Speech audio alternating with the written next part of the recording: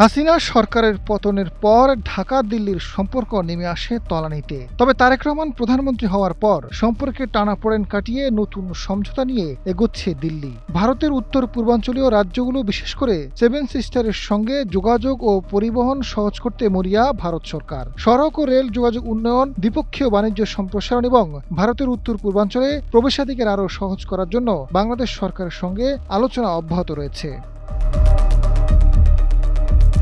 বৃহস্পতিবার ভারতের রাজ্যসভায় বাংলাদেশ নিয়ে বেশ কিছু প্রশ্নের মুখোমুখি হন দেশটির পররাষ্ট্র মন্ত্রণালয়ের প্রতিমন্ত্রী কীর্তিবর্ধন সিং। রাজ্যসভার সদস্য রাজীব কুমার দেশটির পররাষ্ট্র প্রতিমন্ত্রীর কাছে 4টি প্রশ্ন করেন। উত্তর পূর্বাঞ্চলের রাজ্যগুলো বাংলাদেশের সড়ক নেটওয়ার্ক ব্যবহার, বাংলাদেশি নাগরিকদের ভারতীয় ভিসা, চিকিৎসা ভিসায় হাসপাতাল থেকে পাঠানো চিঠির নির্ভরযোগ্যতা এবং দ্বিপক্ষীয় সম্পর্ক জোরদার করার লক্ষ্যে গৃহীত প্রচেষ্টার বিশদ বিবরণ চান।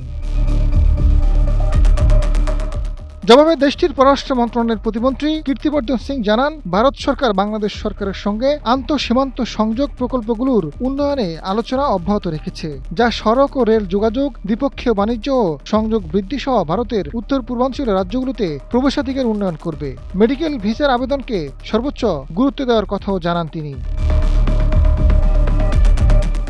কূটনৈতিক সূত্রগুলো বলছে, চলতি আগস্টে ঢাকা দিল্লি সম্পর্কের টানাপোড়েন কাটিয়ে নতুন সমঝোতা লক্ষ্য করা যাচ্ছে। বাংলাদেশে নিযুক্ত ভারতীয় নতুন হাইকমিশনার দীনেশ ত্রিবেদী গত জুনে ঢাকায় এলেও বাংলাদেশের প্রধানমন্ত্রীর সঙ্গে সাক্ষাৎ করার সুযোগ পান 10ই আগস্ট। এর আগে পররাষ্ট্রমন্ত্রী ডক্টর খলিলুর রহমানের সঙ্গে দ্বিপক্ষীয় সম্পর্কের সব দিক, বিশেষ করে সম্পর্ক এগিয়ে নিতে বিস্তারিত আলোচনা করেন। আলোচনায় দুই পক্ষেই নিজ স্বার্থ অক্ষুণ্ণ রেখে সম্পর্ক এগিয়ে নেওয়ার সমঝোতা করেন।